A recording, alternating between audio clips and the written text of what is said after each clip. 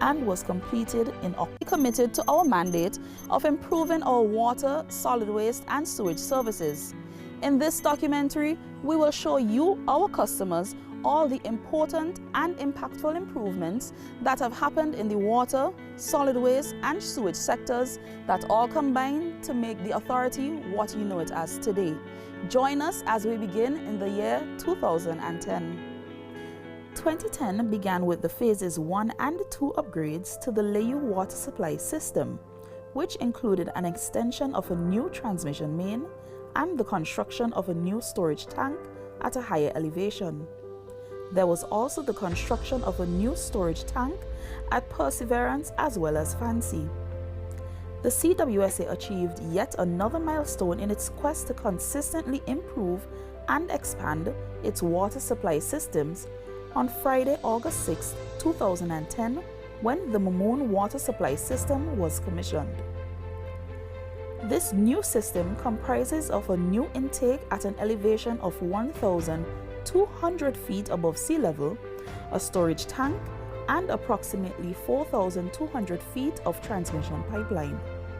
It was built primarily to alleviate chronic water shortage problems that were experienced by some residents in the Upper Lago Height and Green Hill areas.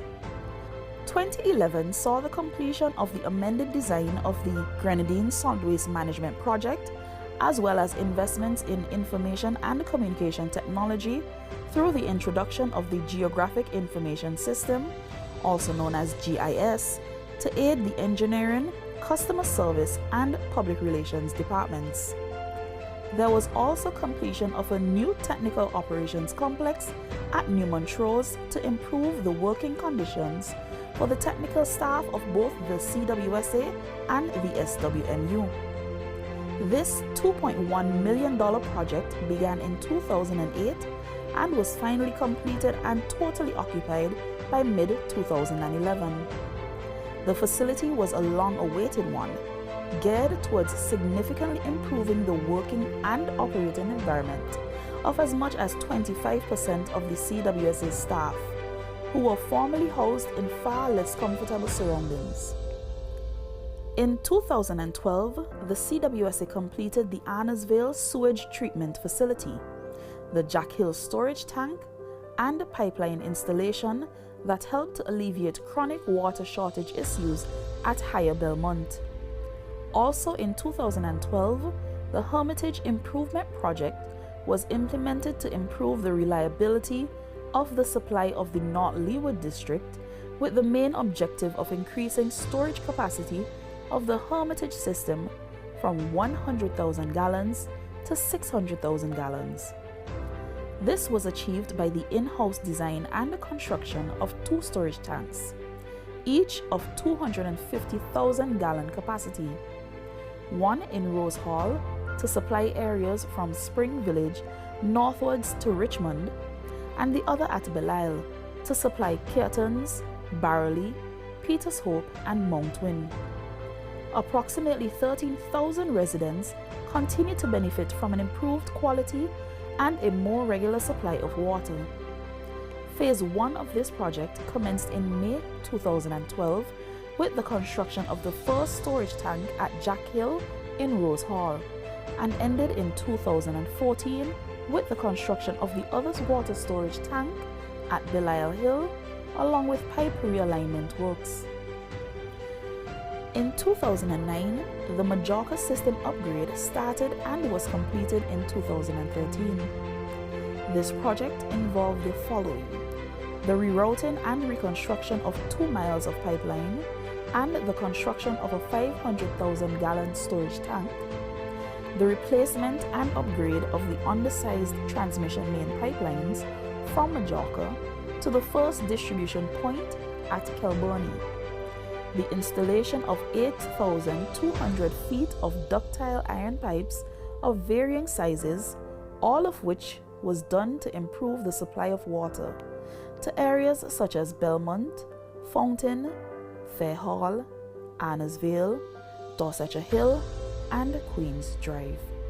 Also in 2013, Phase 1 of the meter replacement project began and involved the replacement of over 2,000 domestic water meters that had exceeded 15 years of working life and had also exceeded the prescribed output.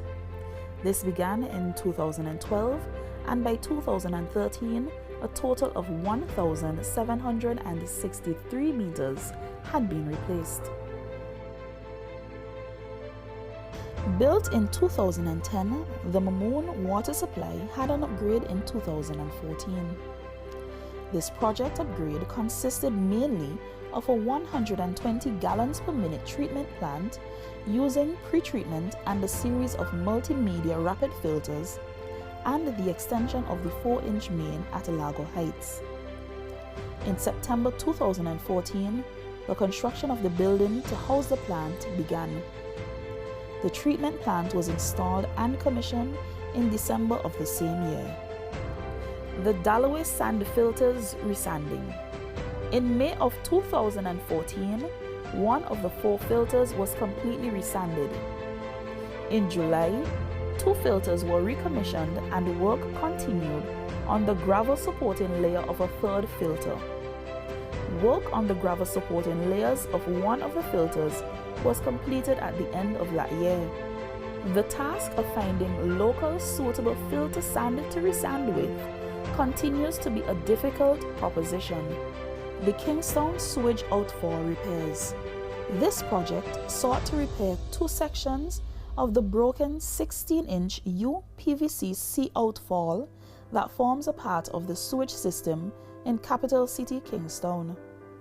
A total of about 140 feet of the sewer outfall was repaired.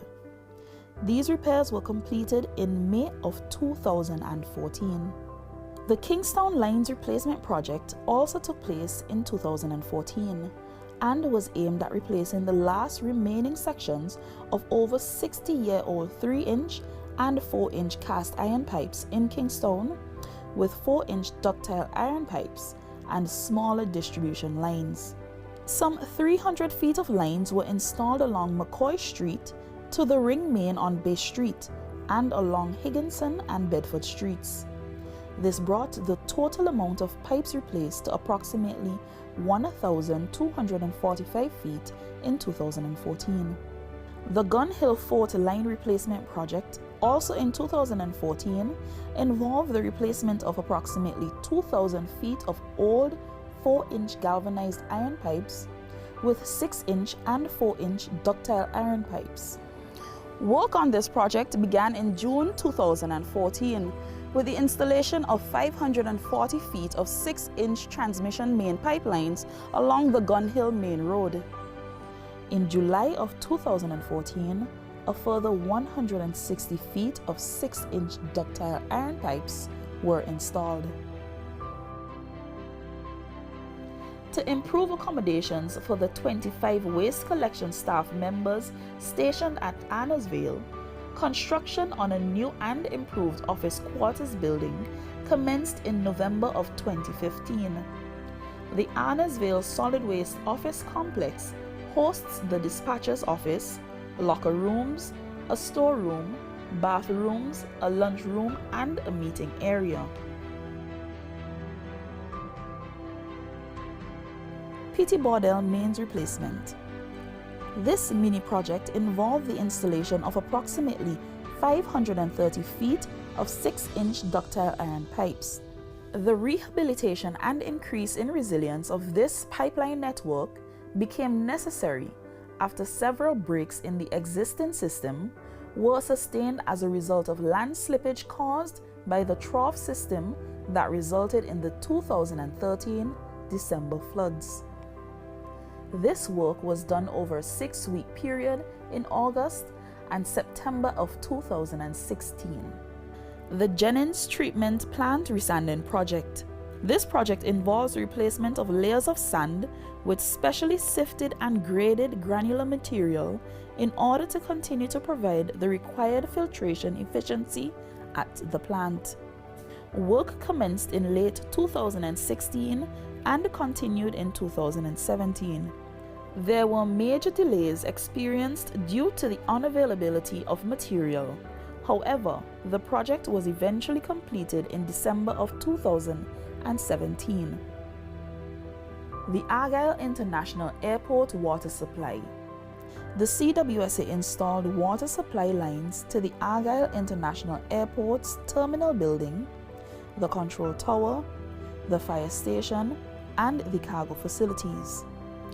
During 2016, all pipeworks and fittings were completed with the exception of the fire pipeline to the control tower. The project was eventually completed and commissioned in February of 2017. Montreal Transmission Pipeline Replacement. The Montreal water supply is approximately 50 years old, and the main transmission pipeline requires rerouting to improve the system's resistance to landslides and upgrading in size to cater for increased demand for water. The scope of this project entails the replacement of 5,000 feet of 6-inch steel pipes with 8-inch ductile iron pipes. The project commenced in June 2016 and was completed in October of 2017. The Belair Pipeline Improvement Project. This project improved the hydraulics of a section of the Belair pipeline and involved replacing 1,300 feet of obsolete 3-inch galvanized pipeline with 4-inch ductile iron pipes and the restoration of significant portions of the asphalt roadway. The project commenced in July 2017 and was completed in November of the same year. The Dalloway Transmission Pipeline Upgrade Project. This project was implemented with two major objectives: to reduce the vulnerability of a major segment of the 12-inch transmission main pipeline resulting from the December 2013 floods, and to increase the size of the pipeline to 16 inches to improve the system hydraulics to meet the increase in demand. This project was completed in 2018. The Fairhall Line Replacement Project. Approximately 2,300 feet of 4-inch ductile iron distribution pipes to replace old 3-inch galvanized iron pipes were installed. Work began on this project in June 2018 and was completed in November of the same year. The Sandy Bay Storage Tank. This tank represented the first phase of the overall rehabilitation and improvement of the Sandy Bay water supply system and was a precursor to the installation of a treatment system. The construction of this 45,000-gallon tank began in June of 2018, and at the end of 2018, all of the reinforced concrete work was completed. The Belmont Transmission Main Replacement. This project was undertaken as a sub-project of a larger project aimed at vulnerability reduction. It involved the relocation of a section of 600 feet of 6-inch pipeline on the Montreal Transmission Main Pipeline at Belmont Main Road using 8-inch ductile iron pipes. This project commenced in March of 2018 and was completed in July of the same year. The Belair Storeroom Improvement Project was aimed at maximizing the space available in the main storeroom at the Belair complex. The Belair Storeroom Improvement Project was also conceptualized to reduce the incidence of items being stored outside of the main building and open to the elements. This was achieved by the addition of a mezzanine floor, utilizing the dead space above the ground storage level. The project comprised of the installation of several internal structural steel columns and beams and 2,000 square feet of composite flooring consisting of steel sheeting and reinforced concrete. Construction began in January of 2018 and was completed in June 2018. 2019 began with Phase 2 of the Fairhall Line Replacement Project. This water system is about 70 years old and the undersized pipes have become necessary to be replaced. Approximately 3,000 feet of 3-inch galvanized lines were replaced with 4-inch ductile iron pipes in this phase, and this section of pipeline was mainly laid along the Fairhall Main Road. The project was completed in November of 2020. The Pumset Lines Improvement. This sought to replace an old and undersized section of pipeline on the Montreal system. This line connects the tank at Belmont with the tank at Calder.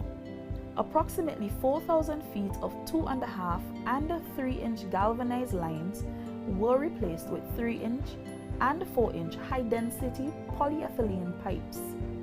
In addition, there was a 2-inch line that ran parallel to this line that fed the higher areas of Victoria Village that was made redundant by this new line. The first phase of this project involved the installation of approximately 1,700 feet of HDPE pipelines and associated works. The project was commissioned in August of 2019. The Edinburgh Storage Tank. This project involved the construction of a new 36,000 gallon capacity new reinforced concrete tank to replace the old leaking rubble masonry tank of capacity 24,000 gallons. Construction of this tank began in September of 2019 and was completed and commissioned in May of the following year. In addition to the construction of the storage tank, the inlet and the outlet piping arrangements were improved. The Mount Pleasant Cane-In Line Improvement. This project improved a section of old and undersized pipeline on the Montreal system. This line ties off the Montreal 6-inch main at Mount Pleasant and feeds Cane-In and some areas in Mesopotamia. Approximately 2,300 feet of 2.5-inch galvanized lines were replaced with 4-inch ductile iron pipes in the first instance. It forms part of the line improvement in the Mariacourt district. The project commenced in April of 2019 and was completed in August of the same year. The Francois Water Supply Intake and Storage Tank project started in 2012. The project entails the development of a new water supply system to supplement the Dalloway water supply system. This has become necessary to meet demand during the dry season, as well as the anticipated commercial demand of several proposed hotel developments. We're here on site at Intake 1 on the Bocament River, which is located on the foothill of the Mount St. Andrew Mountain. It is located westward of the Majorca water catchment, which is also a very important source to the CWSA. This intake was one of 2 intakes that were constructed between November 2020 and May 2021. The project includes the construction of 2 small water intakes, a water treatment plant, a 300,000 gallon capacity reinforced concrete storage tank, and laying of approximately 5,700 feet of ductile iron water mains. The Petershope Mount Twin Line Extension. This project was developed to supply the proposed hotel developments at Petershope and Mount Twin. It consists of the construction of a 350,000 gallon capacity storage tank at Petershope, along with the ancillary works associated with it, and the installation of approximately 12,000 feet of mainly 6-inch ductile iron pipes. The first phase of the project is the installation of approximately 6,700 feet of 6-inch ductile iron pipes between Petershope, where the existing main on the Hermitage water supply presently ends, and the proposed Marriott Hotel at Mount Twin. Construction of the pipeline commenced in October of 2020, and at the end of the period, approximately 3,465 feet of 6-inch ductile iron pipes have been installed. The Kelburnie Improvement Project. This project is another phase of the upgrade to the Majorca water supply system.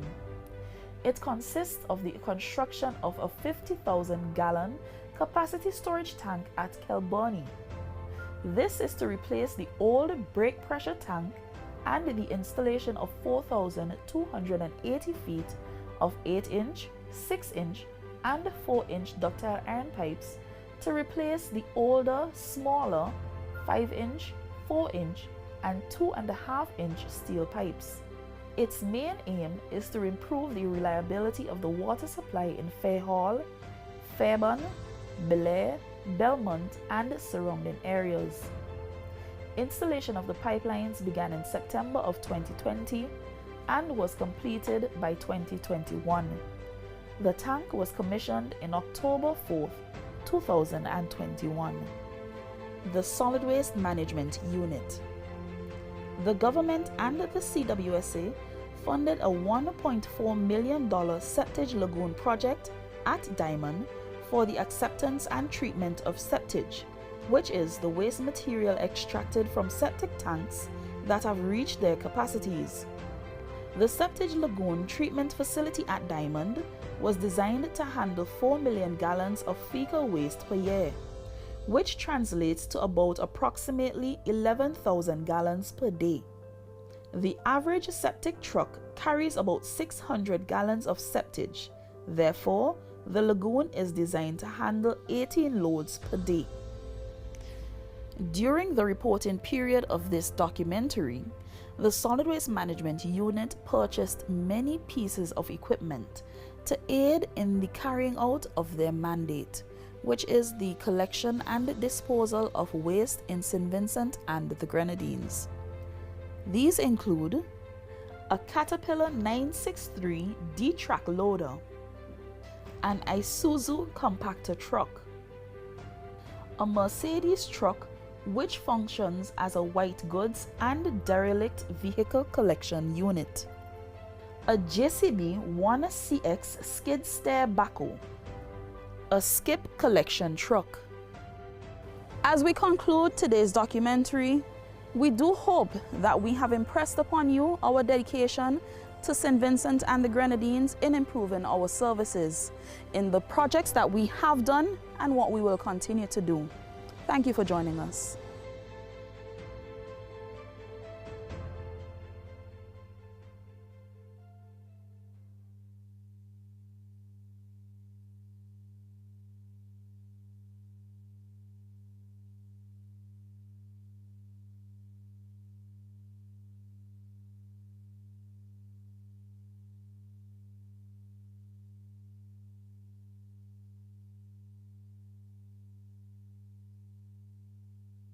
In this documentary, we will show you, our customers, all the important and impactful improvements that have happened in the water, solid waste, and sewage sectors that all combine to make the authority what you know it as today. Join us as we begin in the year 2010. 2010 began with the phases 1 and 2 upgrades to the Layou water supply system, which included an extension of a new transmission main and the construction of a new storage tank at a higher elevation. There was also the construction of a new storage tank at Perseverance as well as Fancy. The CWSA achieved yet another milestone in its quest to consistently improve and expand its water supply systems on Friday, August 6, 2010, when the Mamoon water supply system was commissioned. This new system comprises of a new intake at an elevation of 1,200 feet above sea level, a storage tank, and approximately 4,200 feet of transmission pipeline. It was built primarily to alleviate chronic water shortage problems that were experienced by some residents in the Upper Lago Height and Green Hill areas. 2011 saw the completion of the amended design of the Grenadine Solid Waste Management Project, as well as investments in information and communication technology through the introduction of the Geographic Information System, also known as GIS, to aid the engineering, customer service, and public relations departments. There was also completion of a new technical operations complex at New Montrose to improve the working conditions for the technical staff of both the CWSA and the SWMU. This $2.1 million project began in 2008 and was finally completed and totally occupied by mid-2011. The facility was a long-awaited one, geared towards significantly improving the working and operating environment of as much as 25% of the CWSA staff, who were formerly housed in far less comfortable surroundings. In 2012, the CWSA completed the Annesville Sewage Treatment Facility, the Jack Hill Storage Tank, and a pipeline installation that helped to alleviate chronic water shortage issues at Higher Belmont. Also in 2012, the Hermitage Improvement Project was implemented to improve the reliability of the supply of the North Leeward District, with the main objective of increasing storage capacity of the Hermitage system from 100,000 gallons to 600,000 gallons. This was achieved by the in-house design and the construction of 2 storage tanks, each of 250,000 gallon capacity, one in Rose Hall to supply areas from Spring Village northwards to Richmond, and the other at Belisle to supply Keartons, Barrowley, Peters Hope, and Mount Wynne. Approximately 13,000 residents continue to benefit from an improved quality and a more regular supply of water. Phase 1 of this project commenced in May 2012 with the construction of the first storage tank at Jack Hill in Rose Hall, and ended in 2014 with the construction of the other water storage tank at Belisle Hill, along with pipe realignment works. In 2009, the Majorca system upgrade started and was completed in 2013. This project involved the following: the rerouting and reconstruction of 2 miles of pipeline and the construction of a 500,000 gallon storage tank, the replacement and upgrade of the undersized transmission main pipelines from Majorca to the first distribution point at Kelburnie, the installation of 8,200 feet of ductile iron pipes of varying sizes, all of which was done to improve the supply of water to areas such as Belmont, Fountain, Fair Hall, Annesville, Dorsetshire Hill, and Queens Drive. Also in 2013, Phase 1 of the meter replacement project began and involved the replacement of over 2,000 domestic water meters that had exceeded 15 years of working life and had also exceeded the prescribed output. This began in 2012, and by 2013, a total of 1,763 meters had been replaced. Built in 2010, the Mamoon water supply had an upgrade in 2014. This project upgrade consisted mainly of a 120 gallons per minute treatment plant using pre-treatment and a series of multimedia rapid filters, and the extension of the 4-inch main at Lago Heights. In September 2014, the construction of the building to house the plant began. The treatment plant was installed and commissioned in December of the same year. The Dalloway sand filters resanding. In May of 2014, one of the 4 filters was completely resanded. In July, 2 filters were recommissioned and work continued on the gravel supporting layer of a 3rd filter. Work on the gravel supporting layers of one of the filters was completed at the end of that year. The task of finding local suitable filter sand to resand with continues to be a difficult proposition. The Kingstown Sewage Outfall repairs. This project sought to repair 2 sections of the broken 16-inch UPVC C outfall that forms a part of the sewage system in capital city Kingstown. A total of about 140 feet of the sewer outfall was repaired. These repairs were completed in May of 2014. The Kingstown Lines Replacement Project also took place in 2014 and was aimed at replacing the last remaining sections of over 60-year-old 3-inch and 4-inch cast iron pipes in Kingstown with 4-inch ductile iron pipes and smaller distribution lines.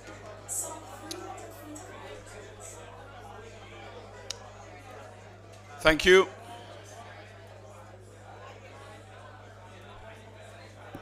Thank you. Thank you. Welcome back.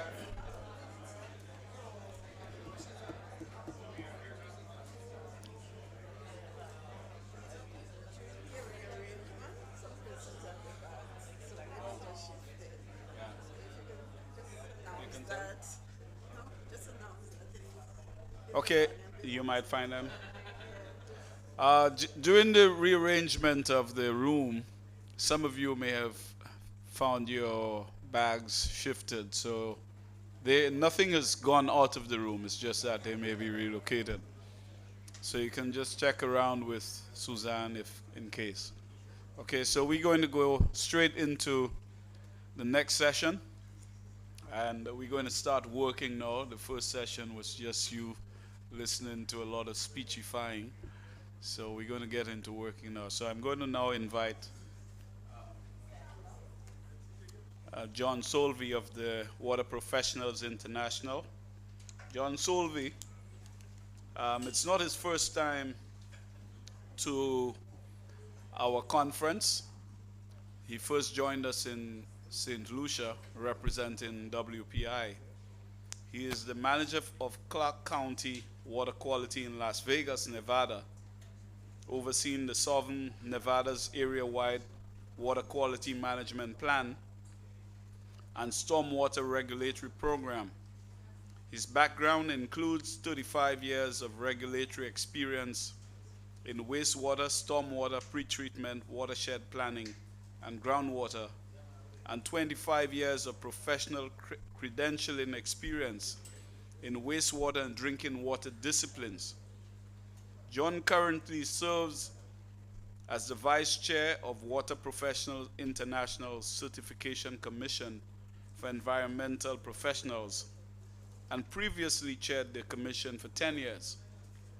He has also served for 25 years on the Nevada Certification Board for Water Professionals, which administers Nevada's regulatory and non-regulatory wastewater certification programs. He is a past chair of the WPI and recipient of the WPI's Harris F. Seidel Lifetime Achievement Award and the Nevada Water Environment Association's Lifetime Service Award. Let's welcome Mr. John Solvey.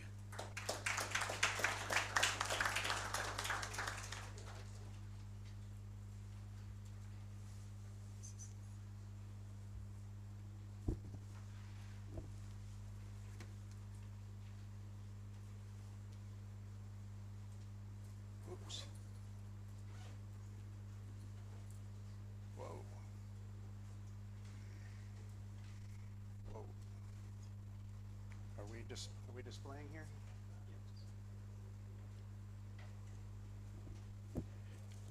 Well, good morning, everybody. It's great to see you. It's great to be here. It's been a pleasure seeing some familiar faces I remember from 2019. A special thank you to Ignatius and Kawasa for inviting WPI to participate in your conference again. It's wonderful to be here. Again, my name is John Solvey. I'd like to ask Allison to stand up for a moment and introduce you. Allison McKee is WPI's current Certification Commission Chair. She's also a past board chair of WPI, and wanted to let you know to please catch us throughout the conference. If you have any questions, make it a point to meet Allison.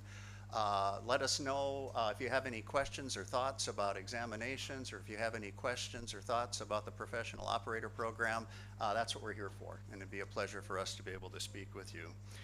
As Ignatius mentioned, I presented at this conference in 2019 in St. Lucia, and I wanted to pass along how deeply touched I was both by your hospitality and the resilience of your operators following the devastating Hurricane Maria and the cleanup and the rebuilding that you did after that, and now more recently what you're doing after Hurricane Beryl. And before we jump into this conference, I just wanted to have all of you just go ahead and give yourselves a hand. When I went back to Nevada, I had great things to say about you, and I'm going to have great things to say about you also. A very, very special group of operators. So let's go ahead and get this going. Today we're going to discuss at a high level the process and components of exam development and the criticality of it to the foundation of sound, reliable, and fair examinations. How many in the room love taking certification exams? I'm not seeing a lot of hands here. I can see a couple of hands. Totally get that. They're tough, it can be frustrating, and the goal of the presentation today is to give you a little bit of background because there is a tremendous amount of effort both from subject matter experts and groups, testing experts we call psychometricians, that actually develop these to be fair, reliable, and legally defensible. And I'll just throw back that before I became involved in exam development 25 years ago, I always envisioned a group of subject matter experts sitting around the table and just deciding, hey, we need to ask, how about if we ask 5 membrane questions? Let's pick 5 membrane questions. It doesn't work that way at all. There's a scientific process that follows through for the exam development, and we're going to be covering that today, again, at a very high level because we won't have time to go into the details. If you have any questions about any of this, again, feel free to catch Allison or myself anytime throughout the conference.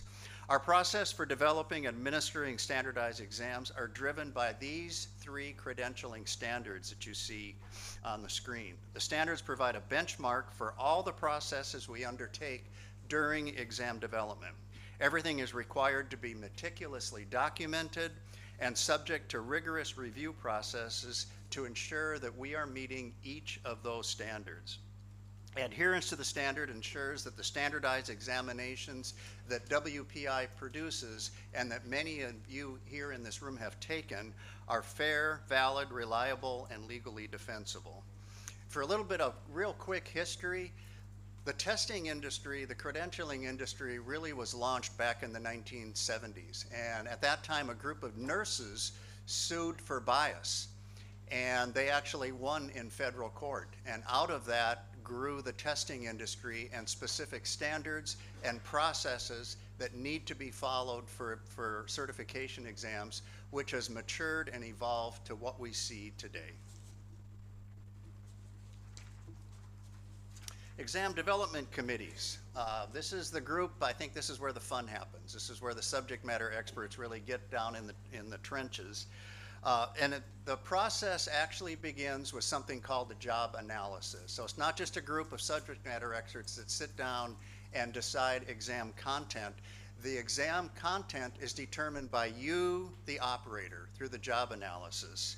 Much preparation goes into that. There's literally tens of thousands of surveys that are sent out across all WPI jurisdictions for operators to fill out, and they take a few hours to fill out.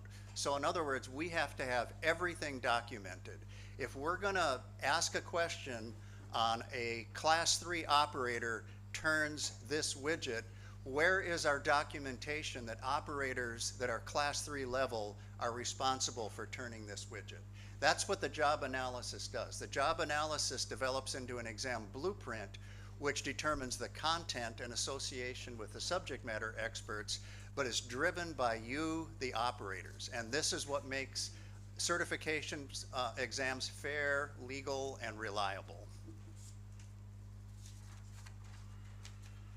And why do we perform that? Number 1, to identify what an operator actually performs on the job, documented. 2, to identify how often those tasks are performed. And 3, to identify how critical those tasks are to the successful operation of a plant or system. And there's numerous sub-threads to all of this that we won't go into today, but it's a component that accurately documents jobs and skills required to perform requisite duties by each class of operator. And again, these are standardized exams, so they are applicable to all jurisdictions, whether it be cold country, warm country, Caribbean tropical climates. Standardized exams certify basic functions that applies to all operators. Job analysis, industry surveys. Now, how is this all done? And I mentioned psychometricians earlier, but WPI partners with what's called a psychometric firm. The name of the company is PSI. They're a worldwide company. They are responsible to ensure that the process is followed. And what this does is it cuts the subject matter experts loose to do what they do best, which is developing exam content. We go through, and when the exam blueprint is made, everything is down. We say, I mentioned membrane before, we're gonna ask 3 membrane questions at a class 3 level water treatment. It's the subject matter experts that actually write those exam questions. Those are done by the subject matter experts as reviewed by the psychometricians to make sure that the answer is clear, that the distractors are clear distractors, that it's phrased properly. So there's a real interaction between those groups that do those things. And the analysis that's done factors in differences in geography, population served, years of experience for the operators that fill out the job analysis, each of which is accounted for and addressed. So there is a very large scientific process that goes on in the background that actually develops these exams. It actually takes us about 2 years to complete creating a new exam. It takes that long to get the surveys out. We have meetings, the subject matter experts, Allison was part of that, involved 3 in-person meetings and dozens of web-based meetings to be able to come up with the final exams that have just been released.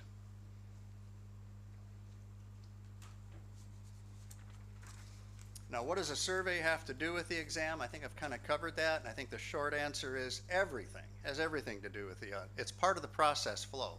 So you as the operator are out there doing your part at protecting public health and the environment, running a system at the different class levels, whether it's 1, 2, 3, 4, whichever discipline you're in. You fill out those surveys. That survey tells us what you as the operators perform, and we are looking at analyzing, I believe the last go around was what, 20,000 surveys? So it's quite a process to go through and document all that. And that drives the content outline and exam specifications. We tend to call that the exam blueprint. That tells us what we're going to ask on every single exam. That ultimately produces the examination itself. What we're looking at here is an example of the exam blueprint that's developed from the job analysis. Our exam development committees utilize exam blueprints to develop examination content. And again, the process is overseen by the psychometricians. Each class level has a prescribed number of questions in each category, which is driven by the results of the job analysis. Updates to the need to know criteria, and this is great news for operators. In case all of you aren't aware of it, the need to know criteria is what is available to operators. It's available online for them to be able to study and find out the content areas that they need to be proficient in. And one thing you want to keep in mind is this is not a certificate program where we're validating an educational process. This is a certification program where we're validating your competency to operate independently in the field. So it's a combination of not just book knowledge, but as knowledge to be able to operate in the field. What's your experience in doing that? And you'll find that when you transition from the grade 1 or class 1, class 2, and move up to the class 3 and the class 4. Class 3, class 4s are very difficult exams, and that is by design because you're given a set of circumstances and asked to troubleshoot. And you're not going to be able to find that answer by going to page 273 in the AWWA manual. It's a complex set of factors that requires experience. And our certification board has reviewed those exams when we get people that get frustrated about it, and they all conclude the same thing, which is, yeah, they're tough questions, but if you have experience on those processes, you should be able to calculate and come up with the correct answer on that. Some of the new need-to-know features, we have streamlined content outlines now, complexity totals by domain, knowledge statement levels, number of calculation items, which is very important to operators. They're always asking about that. and non-jurisdictional exams, and I'll mention that in just a second here. And springboards into a lot of great resources for operators. And as I mentioned earlier, exams are used internationally, obviously, because we're here in the Caribbean islands, and they're designed using both US and metric units and no jurisdictional content. In other words, math is math is math. And I encourage operators all the time that struggle with math to go out to the college and take a general math class, because it'll help them more than anything else. And our exams do not contain any regulatory questions, any regulatory content. And it's something that we struggled with and went back and forth for about 15, 20 years before it was ultimately removed. Is regulatory important? Yes, it's vital, but the exam is not the appropriate place to validate that. And I'm not going to get into that because we don't have time today. If any of you have questions on that, please catch me, catch Allison. We'd love to give you an in-depth explanation of why it's important and why certification programs need to validate that, but why the exam is not an appropriate place to be able to do that. Updated content areas. As with the previous editions of the Need to Know, similar job tests are grouped into content areas, and the exam content outline in front of the document that indicates how many items in the exam will come from each of the content areas. I always encourage operators that get nervous, and I tell them you can get up to 30 wrong and you're still going to pass the exam. So it's just something to kind of help people relax a little bit here. A few notations about the exam, and I want to mention this because we get continual questions about what we call pre-test questions. Like before, each of the standardized exams has 110 questions on it. Only 100 of those questions are counted toward the score. It's predetermined which of the 100 will count and which 10 are pre-test, which essentially are newly written questions by the subject matter experts, so we can determine how they are performing before they show up on an exam. One thing I wanted to point out, we've had some people get a little bit uneasy about all that. This is common across the testing industry, whether it's SATs, ACTs, nursing tests, real estate, accountants. That's included with, and professional engineers, it's included on there because we want to get performance on those questions taken by qualified candidates that are actually taking the exam. It's the best way to get great content. And it allows the psychometricians to gather statistical data to determine how the exam or how the question is being performing.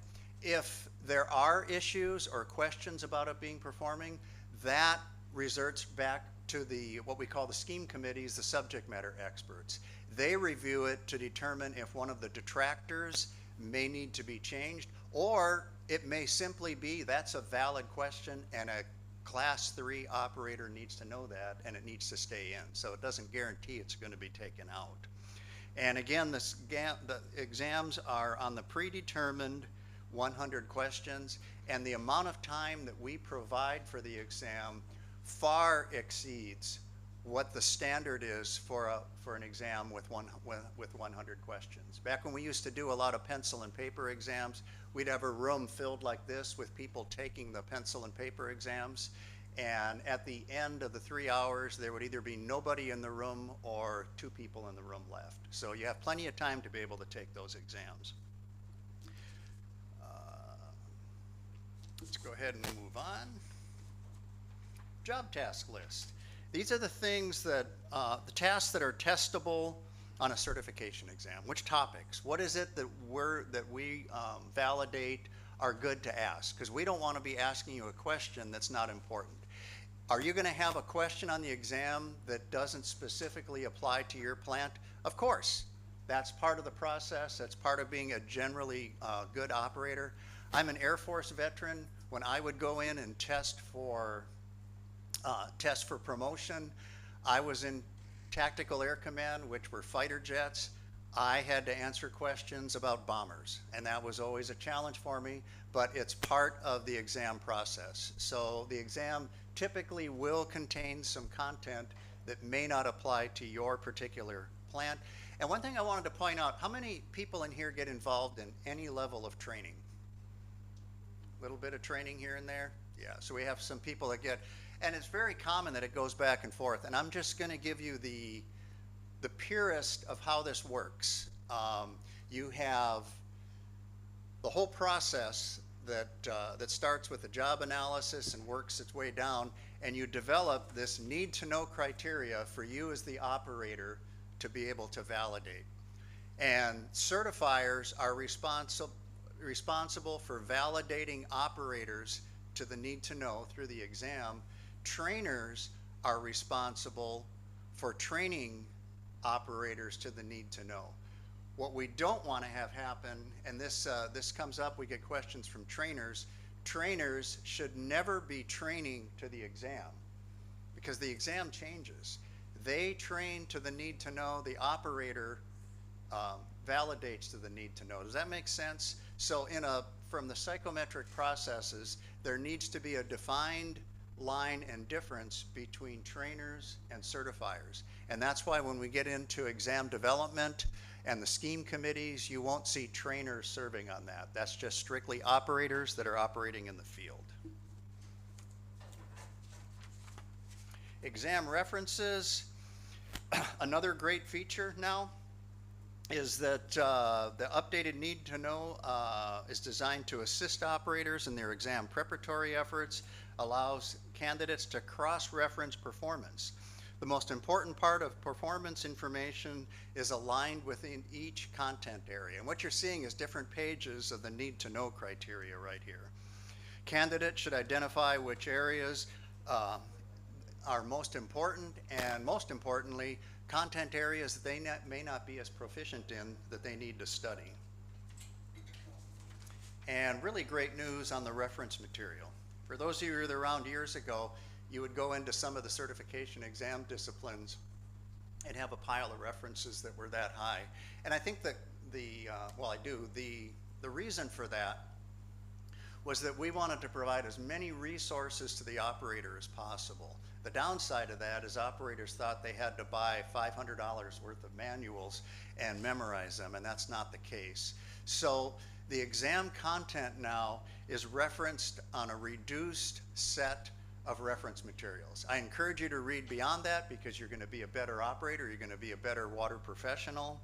The latest editions of all texts have been used, primarily text from AWWA, American Water Works Association, WEF, Water Environment Federation, and CSU Sacramento, Cal State University. I think we have all affectionately referred to those as the Ken Carey manuals. Many of you should be familiar with those.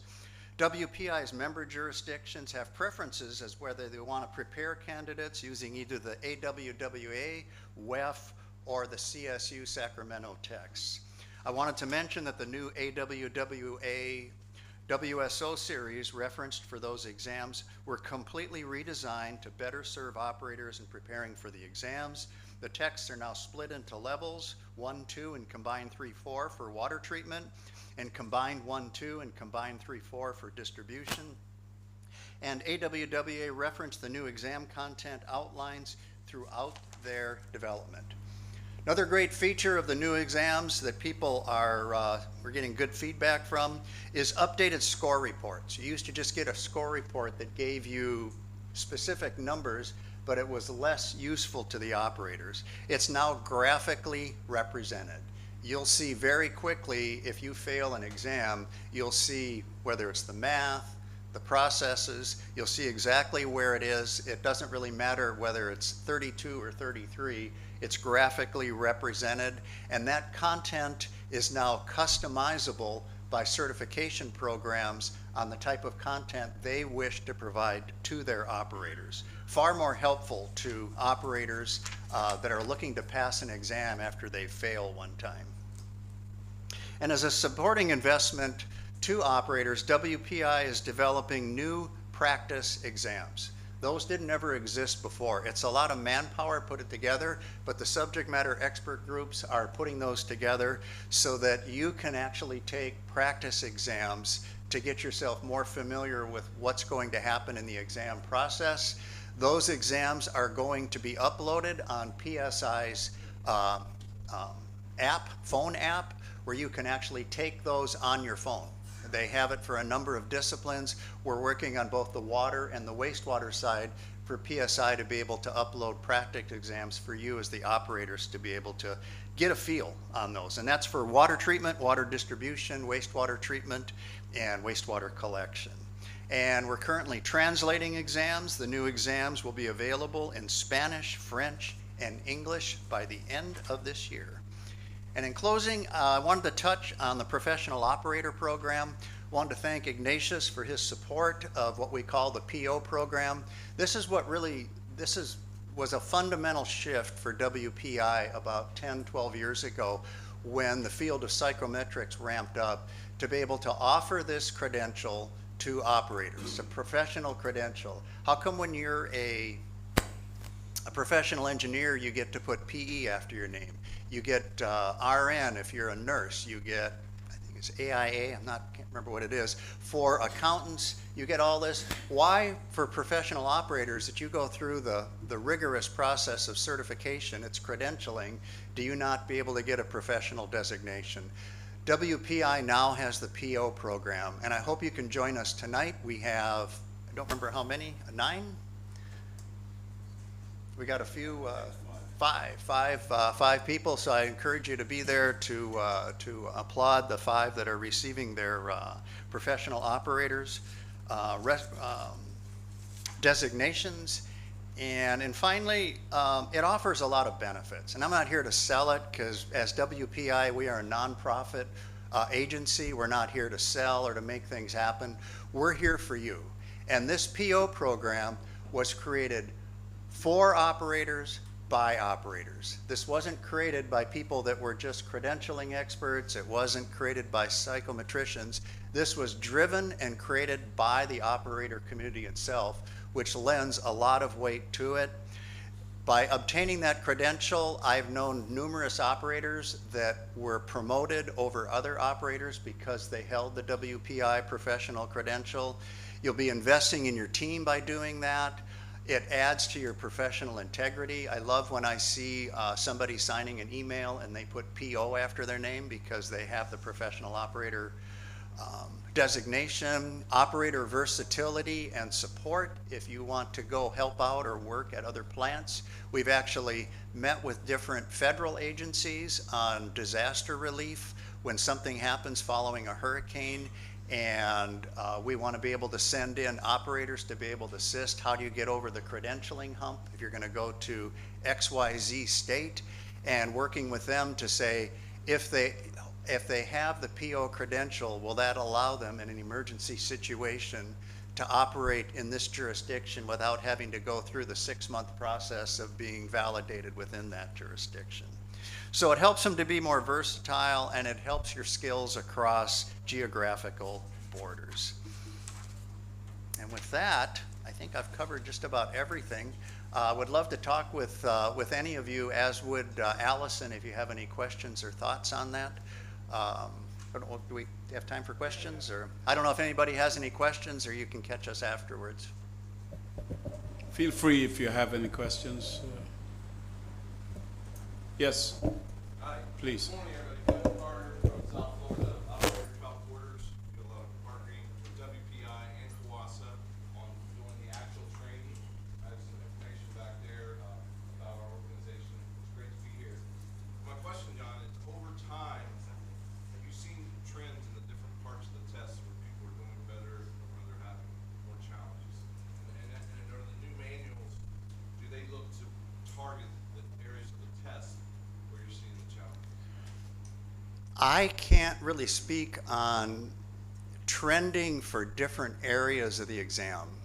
My sense, and I've been at this for 25 years, is that the areas that people struggle with remain the areas that people struggle with. And they're really, it comes down to 2 areas to me. And again, those areas would be process. especially when you get up into the higher levels and you're talking about dosing. What do you do in an activated sludge system? Do you increase the RAS rate? Do you do things like that? That requires a lot of studying to be able to understand that and working on those processes. And the other one, and I think this will identify, operators often struggle with math. How many in here just love math? It's like your favorite topic. I don't see any hands going up. I saw one hand go up. Okay, my hero over here. And I mentioned it during what I tell people, and it depends on your educational level as an operator, but math is math is math. And if you're good at math, you're going to do good at wastewater math. And I've had operators that have come to my office, in fact, on a regular basis, asking me what type of either water or wastewater math courses they can take. And I start inquiring with them and I say, what are you struggling with? And what it comes down to is this was a person that took the minimum amount of math to get through high school. And if I gave them an equation that said A equals B over C, and I said, show me how you would solve for C, they wouldn't know how to move C to the other side of the equation. And in those cases, and I run into that a lot, my encouragement to them is, yes, a wastewater water math course is going to help you, but the best thing you can do is go down to the community college and take a geometry class. Because once you understand math, it's actually fun because you see it, you see the components. So I'm kind of answering your question, but in short, we have not seen any ramping, like processes going up and calculations are going down. It's really not. I think people struggle. And the other thing that doesn't work, and the psychometricians talk about this, is cramming for your exam 3 nights before. You need time. You need time to absorb and get that in. So, any other questions? Well, thank you. You've been a very gracious people here.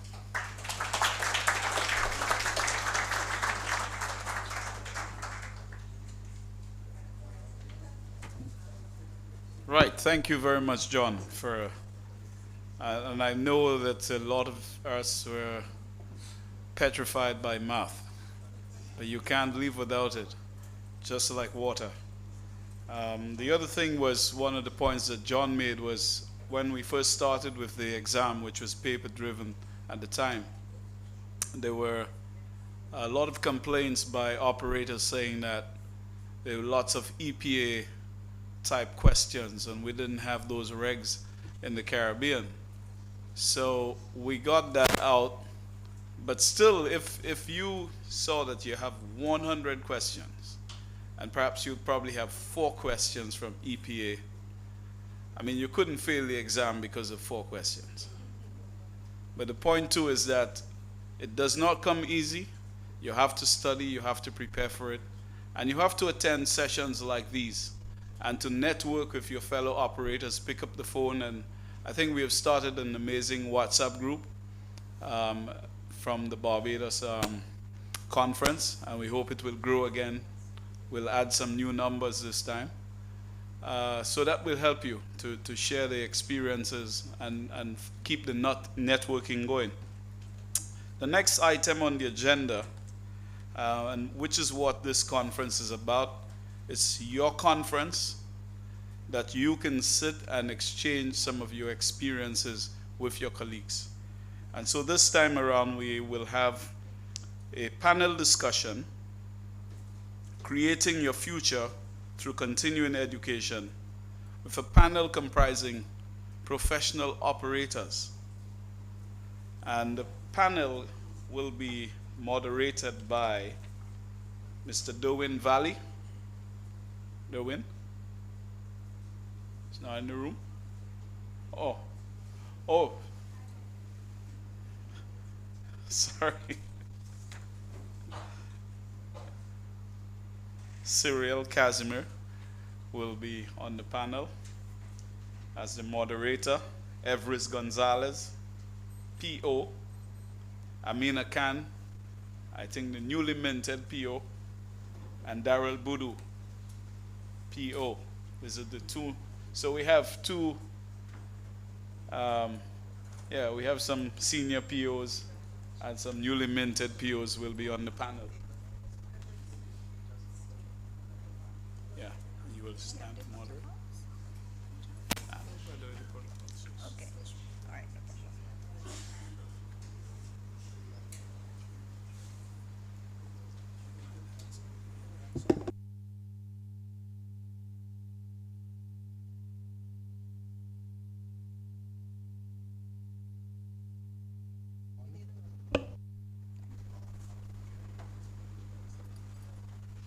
Hi. So good morning, everyone. So I'm Cyril Casimir, not Darwin. So we had a slight change in the agenda today. All right. So I like to say all protocols observed due to the interest of time. So it's a pleasure to have you here for what promises to be an insightful and engaging panel discussion. And I think it's very fitting after that lovely presentation that we had from WPI for us to do this panel discussion. So our topic today will be creating your future through continuing education. So this morning, we are now joined by our colleagues who hold the prestigious WPI Professional Operator distinction. WPI Professional Operator is the global standard for water and wastewater operators. The panelists will today share their journey and insights on how continuing education propels their career growth and personal development in the sector. We want this to be a dynamic discussion, so the audience should share their thoughts as well. All right? So I'm going to ask each panelist to introduce themselves. Amina, you can go ahead.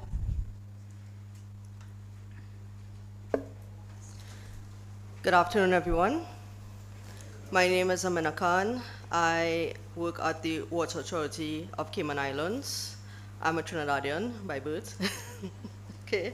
I am a certified wastewater operator. I hold a Class 2 wastewater treatment as well as a Class 1 wastewater lab analyst certifications. I started off my career in industrial wastewater in Trinidad, in my home country. That's in the manufacturing sector, and now I've shifted to the domestic wastewater side, wastewater treatment in the Cayman Islands.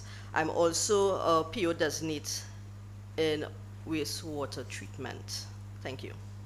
Thank you so much, Amina. So now I'll invite Everest as well to do a brief introduction. Hi, pleasant good day. My name is Everest Gonzalez from Trinidad and Tobago. I work at the Water and Sewage Authority, where I have been there for 24 years. 13 of those were for being an operator.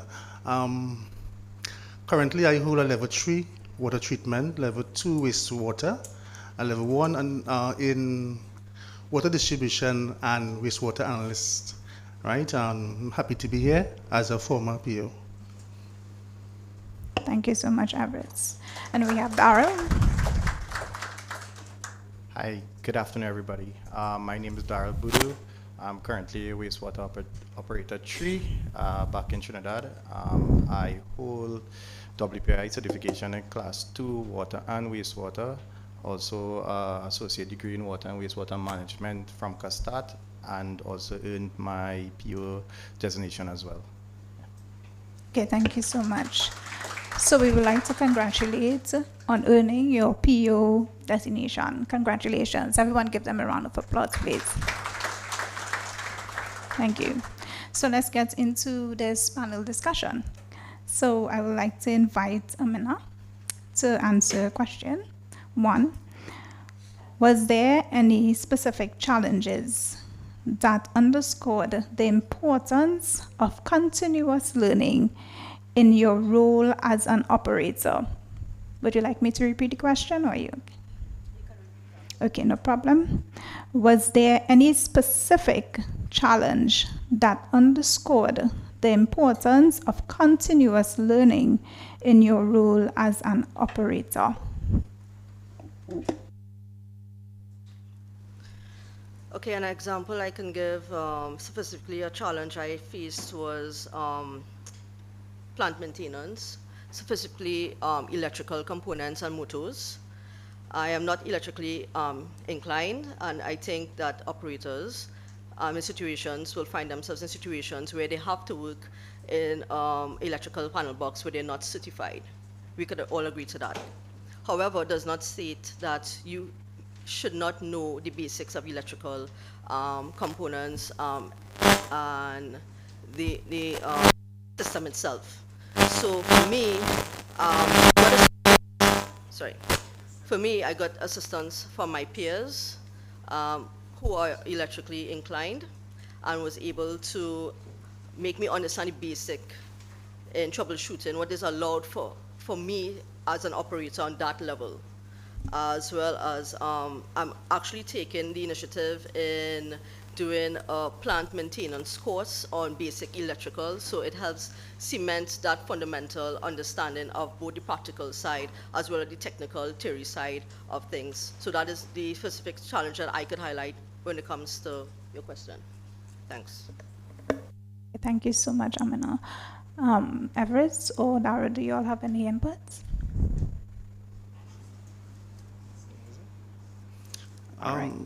Some operators have a challenge of studying, and that's why I think peer groups, collaborations is critical for this, you know. Okay, thanks. So I have a question for you, Everett. How has obtaining the PO certificate and its knowledge impact your daily work problem-solving skills or your career in the organization or the sector? Would you like me to repeat the question, or did you get it? No, I got it. Thank you.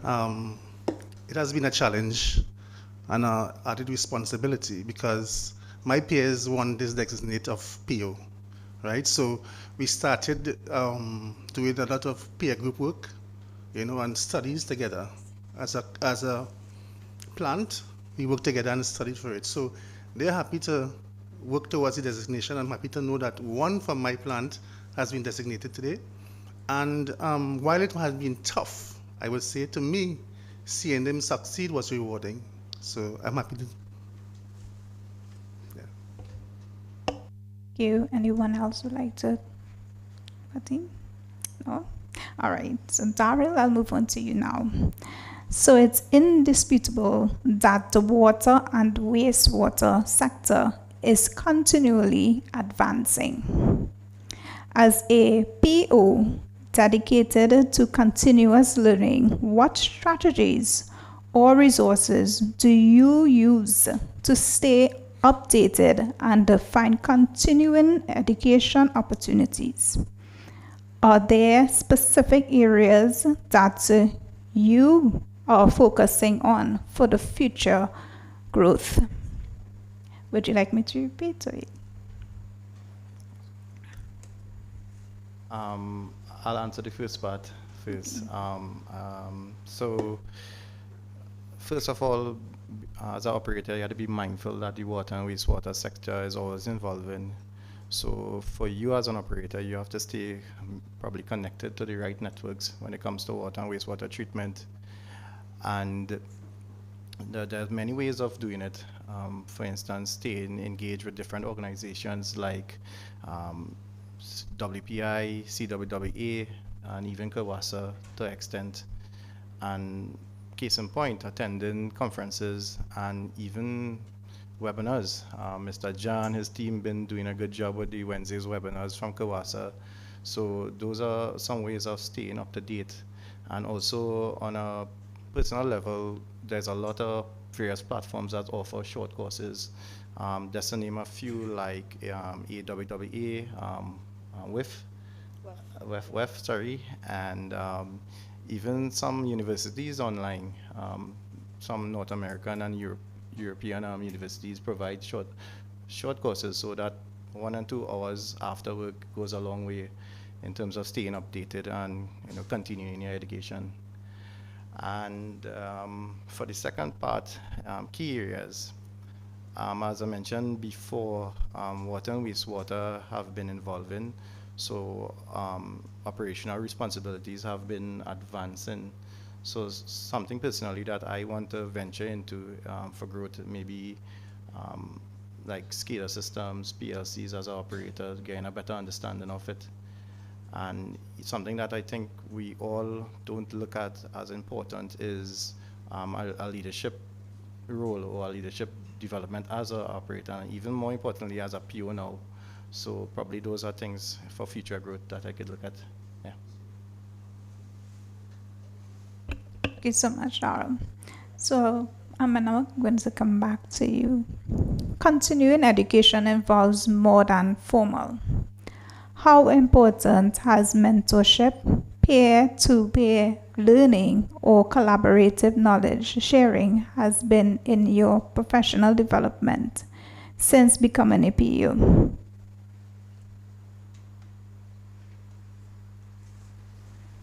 Well, firstly, I have to compliment my trainer as well as the learning coordinator in pushing and encouraging, and this is where I saw myself evolving within my field, within the wastewater sector, and it helped pursue my career development, right? And I was able to significantly grow from being just a wastewater treatment plant operator to now a designated PO.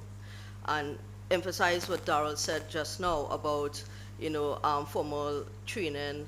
It cements everything. It binds what you know on a technical scale with in-house training with your peers, as well as the continuing education with webinars. I've done many webinars with CAWASA, AWWA, WEF, CWWA as well. And it also helps, right, for an operator like myself, from that experience, to see where I may fall short, so I'm able now to develop and grow and have that self-confidence with respect to my job. Thanks. Thanks so much. Darrell, what is the most important advice you can offer for aspiring water or wastewater operators, or those considering the PO certification?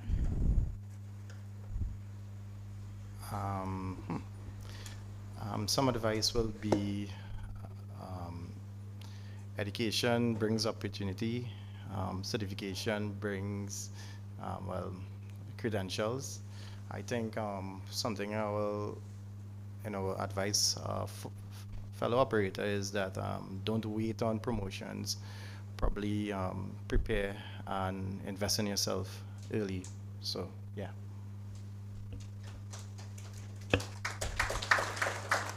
Everest, would you like to weigh in on that? Sure. I believe in mentorship, and we have great mentors back home. The reason I strive on mentorship is because most of the times as operators, we don't really notice our career paths. And a good mentor will guide you on a career path. And so far, we have been working with our mentor from certification to PO. And maybe one day, the panel here might have managers with that designate. So it is good to have a good mentor to drive your career forward. Thank you so much, Everest. Manal? Well, the guy said everything, the correct mentorship. I want to add something there. For me, it comes back to networking. And, this is a Caribbean conference. Many operators from many regions, many utilities, whether in private sector, public sector. And those who are not certified, we, the operators who are certified, want to give that encouragement to get people certified. That is the key point. The driving force is to make sure that we reach out to the operators and encourage that for them to get certified, make sure they have the right requirements, guide them in that correct pathway. That is the key point, and the guys made an excellent point about mentorship, and that is also key in establishing a support system, right? So that's my remarks on that. Thanks. Okay, so I would like to thank the panelists for answering those questions. Now I will open the floor for any further questions to the panel.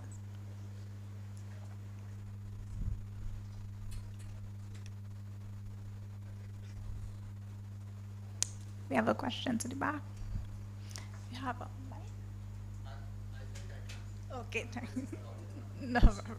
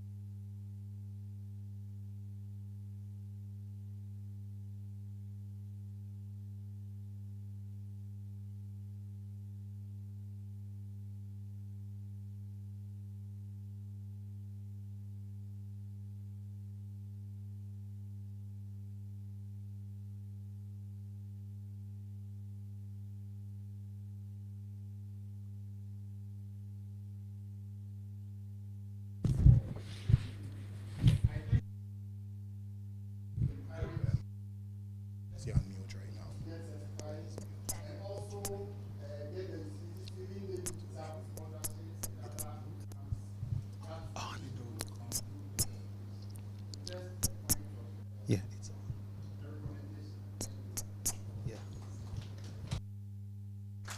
Thank you so much.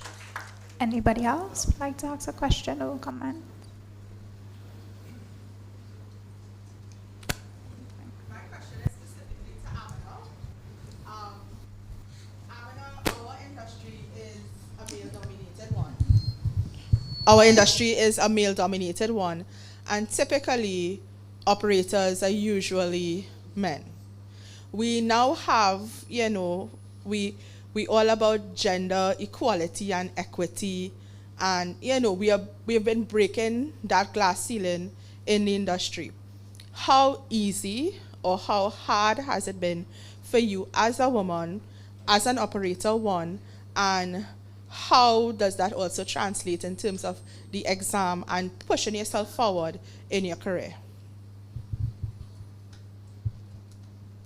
Thanks for the question, Ms. Santano. With respect to gender, I'm a person, I don't like to use my gender as an excuse to not get the job done.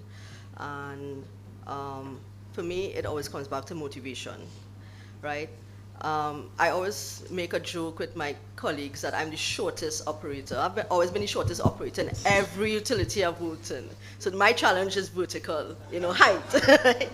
But when it comes to the gender role, I know my limitations, right? And everyone has their weaknesses and their strengths, whether you're male or female, right? But at the end of the day, it comes back to me self-motivating myself, seeing that, okay, I have this opportunity, I have to prove my worth and prove myself for that particular position. And that's what I aim for, and I always keep aiming for that throughout, with respect to where I'm at currently at Water Authority, and before that as well too. I hope it answers your question.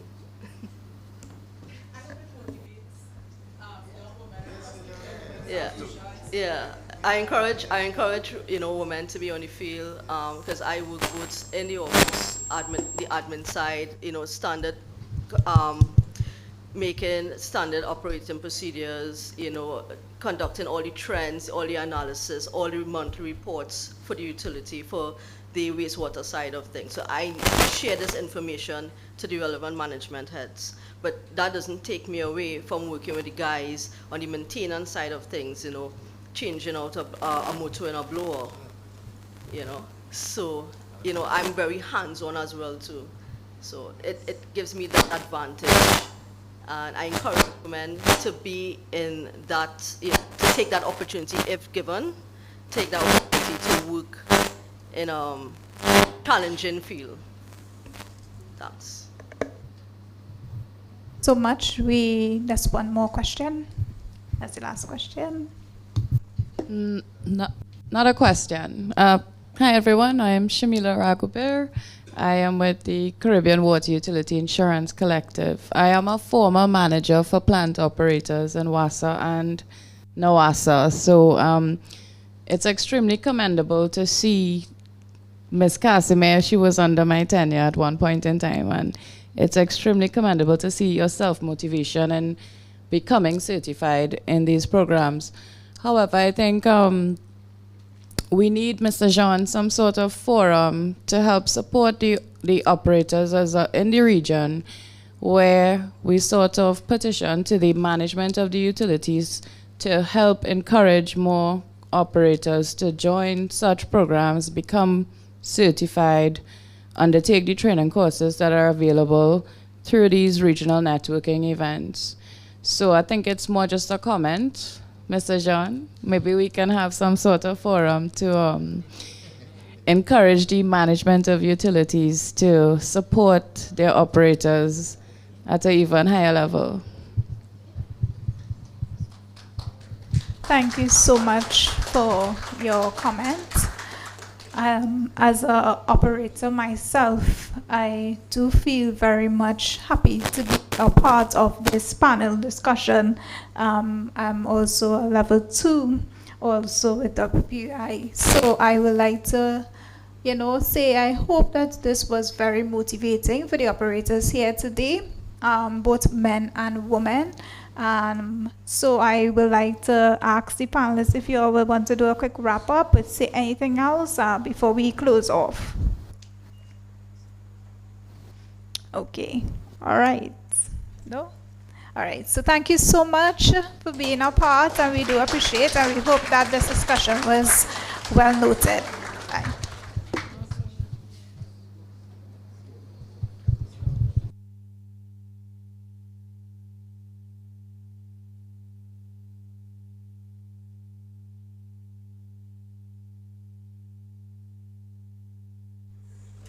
Right, thank you. Let's hear it again for them, for the panel. I think we had some good suggestions. I will take up on Ms. Raghuber's offer that the Quick SP will be sponsoring the program with Kawasa. No, I didn't say that. But yes, that's usually something that comes out of operators, and many operators say, okay, what am I doing this for? I'm not going to get a pay increase. I'm not going to get anything out of it. I won't get a promotion. But no, I tell you, and as one of the colleagues told you, don't wait on promotions. Invest in yourself. You're doing it for you. And this is about personal development. And we believe that through activities such as these, it will help to inspire you to do a lot better. Also, we have had the case where the operators mentorship. You mentioned the webinars that we run. If it's Wednesday, it's Kawasa Wednesday webinar, and we speak from A to Z on water, and we bring people from any part of the world. We have had people present for us as far as Australia and New Zealand and North America and Europe. So we are just located in different spaces, but we go through similar challenges in the water sector. And that is why we need to get together and share our experiences. So now, speaking about your own development, and herein comes in, many times operators are shy of public speaking and communicating, but you are the face of your water utilities. And so we have a panel now with some very experienced people in communications. And they're going to speak or share with us experiences of using public communications to improve quality of service delivery. And we have with us on the panel Ms. Joan Ryan, who is the Communications Officer at CWSA, Ms. Jamila Lewis, of NAWASA, the National Water and Sewage Authority of Carriacou and Grenada. And on the panel as well is Ms. Ray Ann McDowell, so of CWSA. So over to you, panel, and let's get going. I'm sure you will find that will take us, we probably will go over the lunch break, but let's keep going.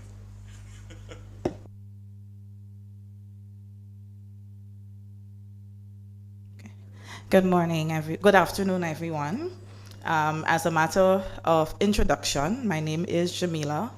I have been the head of communications for NAWASA for the past 16 years. I have been employed with NAWASA, however, for the past 22 years.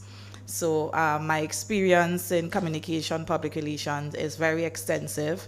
I have been on a panel similar to this in St. Lucia a few years ago, and I always lobbied for PR personnel because it's always very easy whenever there are conferences and you have engineers and everything else, but the person that is supposed to make the utilities look good are the ones that are usually left behind. So Mr. Jean will tell you, I've always been speaking that story. When you have conferences, ensure that public relations, marketing managers, communication personnel, specialists, etc. are part of it. So I was very happy last year in Trinidad when we were at the CWWA conference. He mentioned, oh, there is something coming up. And I'm very happy to be on the panel here today where we will be looking at how you as operators can help to use public communication to improve the quality of service delivery. Good afternoon, everyone. My name is Ray Ann McDowell. I'm probably the most junior person here on the panel. Here from CWSA. I have been with the CWSA for almost 15 years, and it has been primarily in the public relations department. I specialize in graphic design as well as social media management of some sort. So I am excited to discuss this topic today for the benefit of water operators. I am Joan Ryan, Public Relations and Marketing Manager of CWSA. I have been with the CWSA, this year would be 25 years. And I think the challenge is being able to be there for the guys when they're in the field and make them look good, make our utilities look good. I am sure that there are issues that they have that you would like to bring to the fore, things that you think that we can do differently or better, and those things would be appreciated. And I would also like to basically challenge you as well to reach out and to, because I always say you are the first face of the utility when it comes to relating to the public. Thank you. Jamelia? All right, so it seems that I've been tasked the leader, so the leader will start. I think as water operators, and I always tell my guys in Grenada, and Mr. Labrie, Xavier, and Book and the others would bear witness to that. I always tell people that when we look at branding, everybody looks at the NAWASA logo or your logo, but your brand is your people. So the most important thing that as operators you have to be mindful of is that public communication in your organization is everyone's job. It's not just the team attached to the communications or public relations or whatever department you're calling your respective utilities, but it is everyone's job. Every interaction that you have with the public, you represent the organization that you are employed with. It's always easy as PR persons to be sitting behind a desk and then you get a call and say, oh, one of your operators are mashing down somebody thing down the road or doing whatever down the road. And then you have to come back and try to do damage control. So I want you operators to be mindful of that. The first thing, you know, for you as an individual and as you continue to grow is that public communication is everyone's job. It is not just to the management of the organization. It's not just to your supervisor, your manager. It is you. You are the face of the organization. And I always use a classic example. The simple way, for example, a water operator, if someone comes to you and say, oh, I think I'm getting a lot of chlorine in the water, you ain't just come and say, no, I mean, I call them in the office. No, that's your job, you know. So the most important thing is that you are able to communicate that dialogue with the customer that you are engaging with. And of course, understand that you and the utility that you represent is the most trusted voice on the ground. So once you appreciate that, I think you'll be able to go a long way. Your brand is not just the logo. It's not just the uniform that you wear. The brand of the organization is you. I don't know if anybody else wants to chime in on that. I think that's one of the challenges I think that all of us as PR professionals can say we have. In addition to that, I want to bring up the social media aspect, as we're now in a digital age. And sometimes you have to be very cognizant of the persona that you have on social media. Sometimes you may not even be displaying your logo on your social media, but you are still linked to your company. And a lot of times, what you do there reflects badly on what we do. It's as simple as you leave a comment on somebody's post. Wait, but you don't work such and such. It's as simple, that interlink. People don't understand now how important social media is now to public communication. It's now a way for persons to directly reach out and touch the authority, and vice versa. Another way for us to reach out and directly commune with the customers. So I think that's an important part of what you have to consider now going forward. Well, as the opening presentation, the first people that you see, the public see when you're in the field, are the meter readers and the guys who are on the street fixing the leak and so on.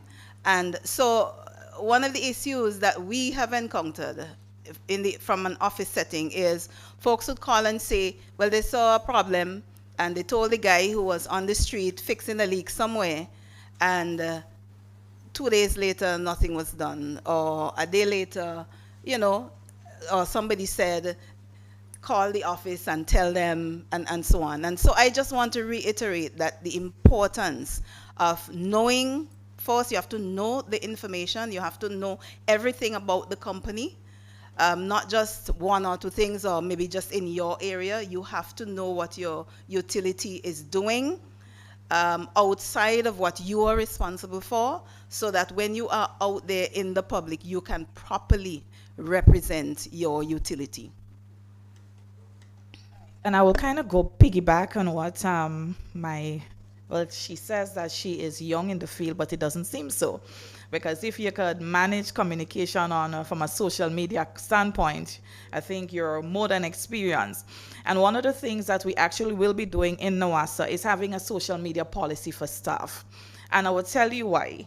Because it is not easy. And in an era of politics and an era of everything, when there is everything going on and somebody leaves a comment and says, oh, NOWASA this or NOWASA that, and then we have employees, one laughing, smiling face, angry face, you understand? It comes down to, you're representing the brand. And it is very important because we had a situation a few years ago whereby a NOWASA employee, when he had a situation unionized-wise, and he took it to social media. And in the days when you could find, and I'm telling you operators, don't use false names. In these days of technology, we'll find out everything. So he used a false name created a fake profile. And in the space of 5 minutes, we were able to decipher who it was. And I'm very thankful, and I always tell him that. He's not here, so I could say it. I always tell him that he has to be lucky that my former boss, Mr. Husbands, was the boss that he was. Because everybody else said, fire him. And Mr. Husbands said, you know what, we all make errors. Give him another chance. And he sat him down in the office and he said, don't do this anymore. So I don't care what issues you have with the organization. Yes, all of it, I want more money, you know. I tell them the other day, I think they're paying me enough for the work I do.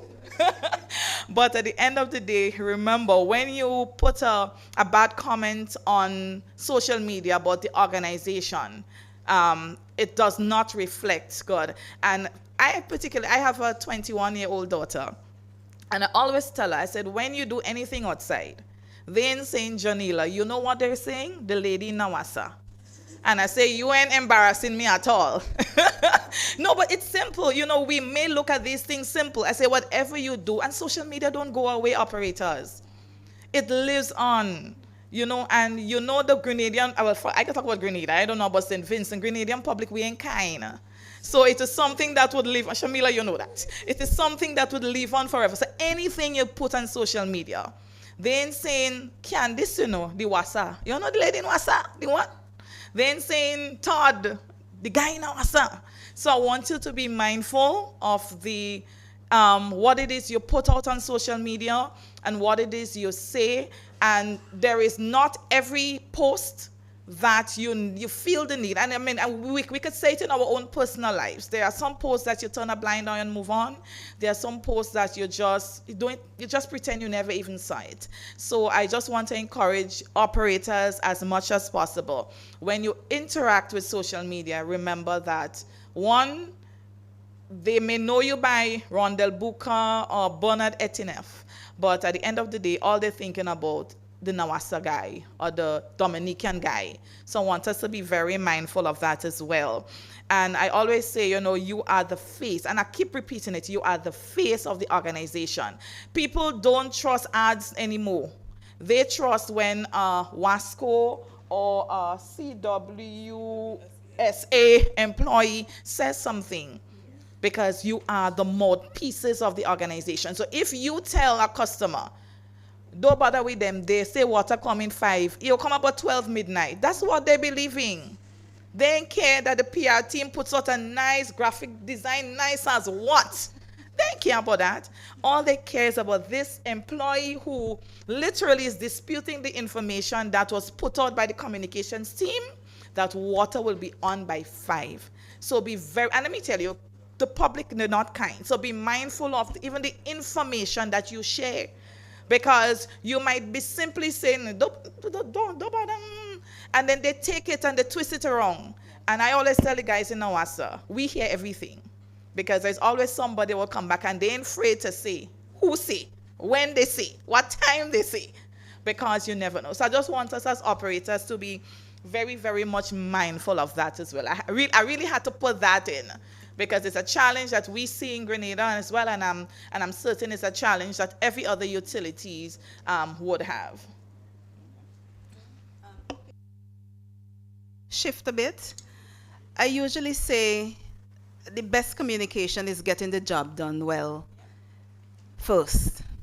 When our guys go out to do what they're doing, once they get that job done well, the public has very little to talk about.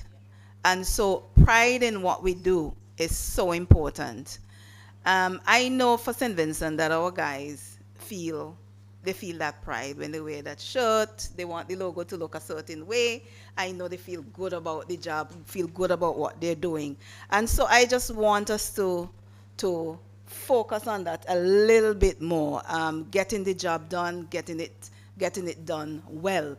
Whether it's repairing a leak, we know we have specific problems working alongside some agencies. Sometimes agencies are doing work, they're not informing us on what they're doing, and so there are some clashes in between. And so we have to be able to navigate those kinds of challenges. And then, of course, that's when the communication issue comes to the fore. So the thing I like to say is to keep in touch. Let us know what challenges that you're facing out there in the field, so that we are better able to represent you. We need all of the information in public relations and communication. We can't have part of the information. Whatever the problem is, we need the entire problem. We need to know everything, so that when we are putting together whatever information we are saying to the public, we are speaking from confidence and we are telling the truth. So when we have to defend, if we have to defend, then we know where we're coming from. All right?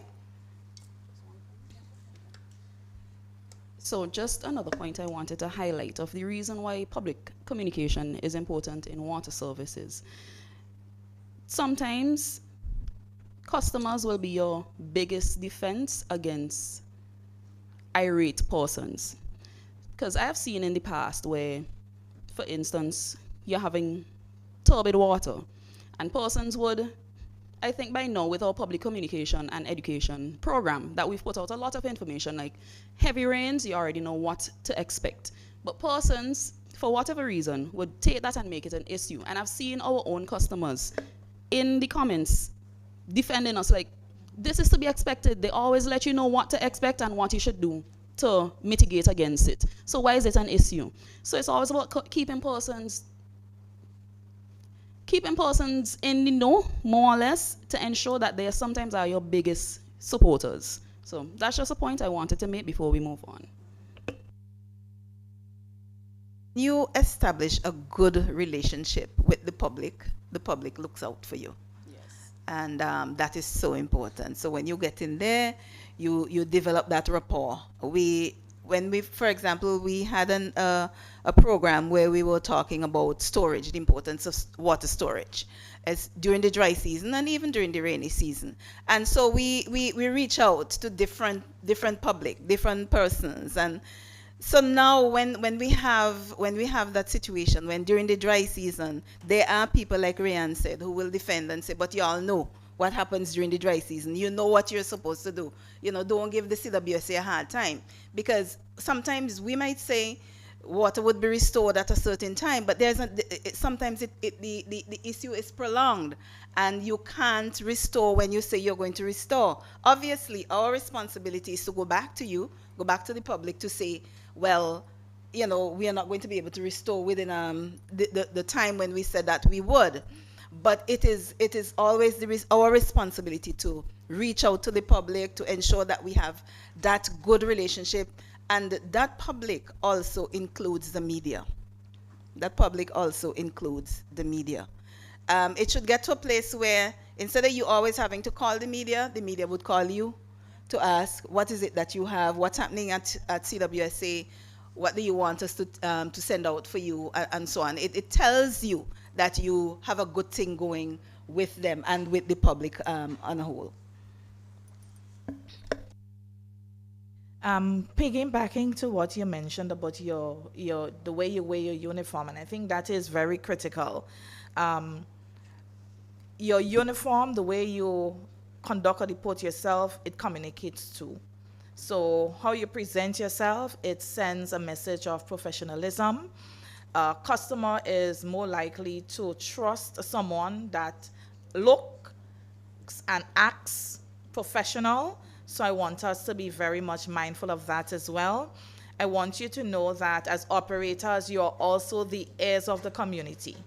So I want to, let's settle it, you are the heirs of the community. If a customer, and it goes back to say, if a customer tells you about a bus pipe, don't just think, oh, it's not my department, this is not where I'm working, and you just don't pass it on. No. You are the heirs of the community, and at the end of the day, early alerts, help us prevent small issues from becoming bigger issues or bigger problems. So I want us to be very mindful of that and help us within the communication unit to manage expectations. Be honest, don't over promise, because you can't deliver. Because when you tell us a story and we report a story and it doesn't happen the way that it is reported, then it comes back to you always having to do damage control. The community, our customers respect honesty. They respect, you tell them a time, it is going to be a time. So I want you as operators as well to be very much mindful, and then also be mindful of the work that you do. Don't having to go back. I know outside of water operators, there are also some pipe fitters and plumbers that may be here. Don't have to be going one place 3 and 4 times because you're not taking pride in the job that you do. When you don't do a work properly, it communicates. This is communicating as well. Communication is just not writing a press release or doing a social media post, or no, it tells in the quality of work also that you do. So I want us to be very much mindful and help us to celebrate your wins. Don't be afraid, don't be shy. And well, I know for Grenada, I know they ain't shy about that. They always want us to know what it is they do. Buka Buka, raise your hand. Buka would send me all the videos and all the photos, and Jamie, put it out, Jamie, put it out, because, and this way, he is a foreman for a crew, and I admire persons like Buka because it is just not him, it's about his team. He celebrates their wins. So as operators, celebrate your wins. When one of your team member does well, send it to the comms unit. That is what we are there for. One of the things that I can boast for Nawasa, that persons, the most likes, the most shares, everything that we've ever received on social media, it's not Nawasa saying, we're going to fix your pipe, It's when the customer sees these guys in the trenches, or one of our employees get married, or one of our employees' children, graduated with a bachelor's or master's. We celebrate their win because they are us. So recently we had one of our employees whose daughter is a doctor. And I said to him, he told me he's going for the graduation. I said, send me the photo. And he did. And you'll be amazed at how the public was able to celebrate that. Because at the end of the day, that is how we communicate. So I want us to, as operators, celebrate. So if you did something extraordinary, it could be there might have been a problem on the plan that you all have been trying to tackle for years. And finally, you got a breakthrough. Celebrate your wins. I know Xavier and the team in Peter Martinique, I just look, they fill up my inbox every day with photos and videos. And I smile because you know what they're doing is that they're celebrating the little moments. And I can speak personally for after Hurricane Beryl. After Hurricane Beryl, it was these guys who were on the ground fighting to restore a system in Carriacou and Peter Martinique that it was damaged after Hurricane Beryl. And what we did, we celebrated their win. We were able to let the public know, while you're clamoring, and we understand you're quarreling, you want water, these are the conditions that our guys are facing in the field. This is the conditions that these guys are. I remember there was a particular video where they were out in the rain. You remember, Xavier? They were out in the rain. And the rain was coming and everything. But you know what? The public appreciated this. So operators, don't be shy. Don't be afraid to send us. We want content. No, I can't. No PR team cannot tell me they didn't want content. I am tired of posting interruption notice. I'm tired of, I tell my guys, I'm tired. Because it's like, when I look at my likes, I might have 1 or 2. But when I put somebody birthday and it's somebody that the public really, I get in 100, sometimes 200, 300 like, and how much shares and views. Let us celebrate your win. So you all will promise us that, operators? Right, so we want to celebrate your wins. I just had to stick that in. I was just enjoying that so much. And I was thinking about the comment about not lying to the public, about the extent of damages when we have storms. So when you post those kinds of videos and you put out those photos and you tell them, you show them the extent of the damage, there is that expectation. CWSA can get this done within this period of time. There is no way. This is too big. And for me, it's the pleasure I feel when they think it's going to take 2 weeks and within a couple of days it's done, and it's done well. And so getting that information out there and just letting them know, these are the problems. And if the guys have to work in the night, we have to take out our night lights and so on. Just keep feeding them that sort of information. I believe the public appreciates us more. And later on, when you're going to ask for a rate increase, they will remember those things. I'm telling you, they would know that you have been working hard. And so yes, CWSA or Nawasa or whoever, they deserve to have a rate increase. So let's help them out. Yeah?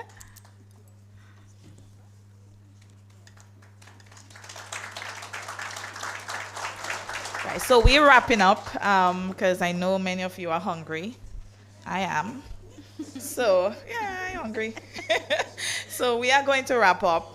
But I want to wrap up with just a final message to you operators. And I want you to remember one thing, that we see you, we appreciate you. You are the heart of the organization that you are representing. Without you, we cannot operate. So I would not have a job, and any of us here would not have a job if we don't have the quality of water being produced that the public can get in their taps. So as operators, we want you to know that we appreciate you. We love you. Don't just show up every day. Show up to do the best job at what you can do. I always tell people, when I leave Nawasa, I don't want my legacy to be Jamila.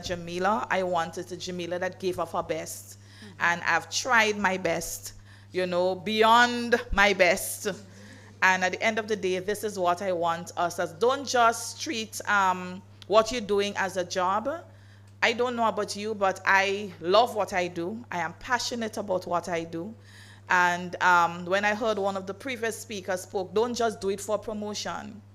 Because if you're waiting on promotion, you may never get there, and then you are not able to give off your best. And then what happens is that you're thinking, well, I ain't going to post. No, give off your best. At the end of the day, it matters to God and it matters to your family. But at the end of the day, just be yourself. We appreciate you, we love you, and we will continue to be the voice and the champions for you from the comms units. Go ahead.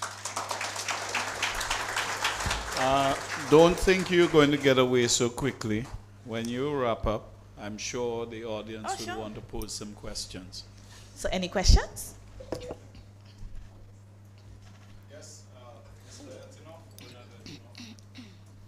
Up this way.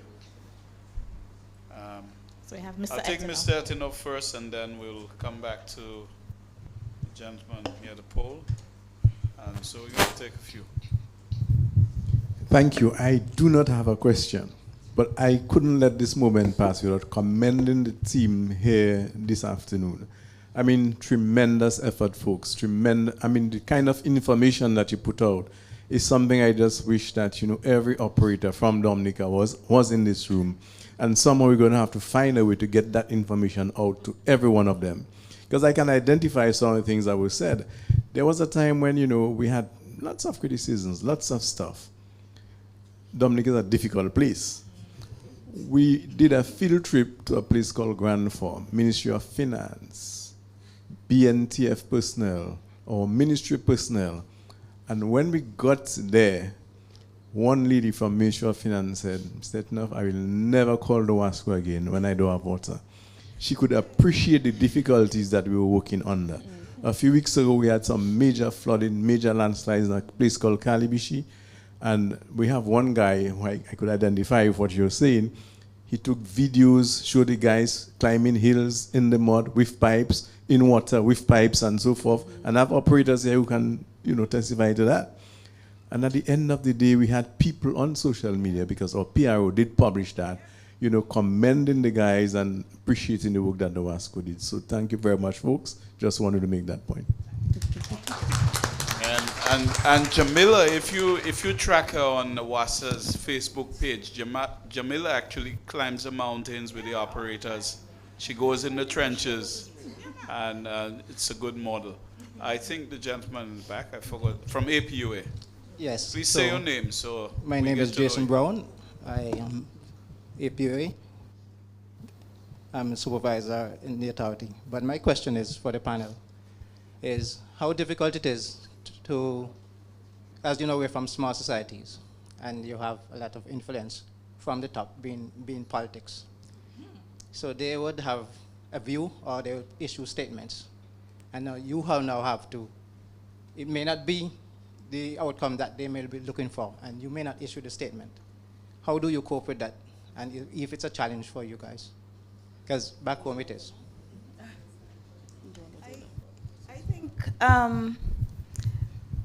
the government is guided by the information they receive from the authority. That's how it should be. I cannot say that we have had a problem. When issues arise, the team do their assessment and they make a recommendation as to what the solution would be. If this information has to go to a politician, all they need from us, all they've ever needed from us, are really the facts. And we have given them the facts, and we haven't really had any issues. I don't know. We haven't had any issues. So, and again, our public is not just, it is a lot of people. The politicians are part of our public as well.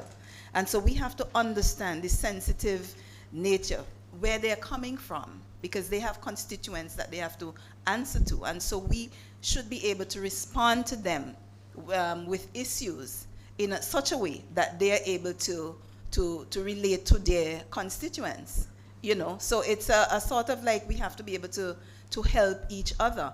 But the important thing, I think, is just giving them the facts as we see it, and then just move towards getting the job done.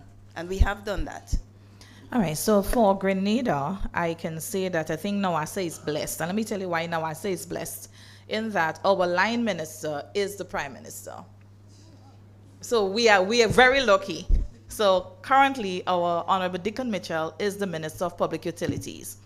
And what I can tell you is that he follows protocols.